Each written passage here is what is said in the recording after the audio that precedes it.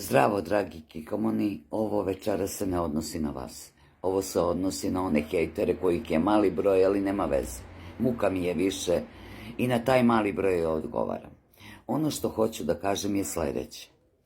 Ja ni jednog momenta nisam rekla da je Aleksandar Vučić kriv za smrt moje ćerke. Ono što sam htjela da kažem je da sam ogorčena što nas je 16. januara 2022. godine pozvao da glasamo za nezavisno tužilaštvo, a nadam se da se sad i njemu to obilo o glavu.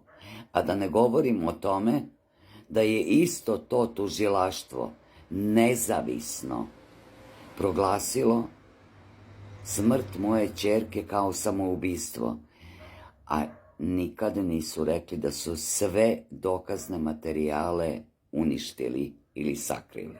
I tačka.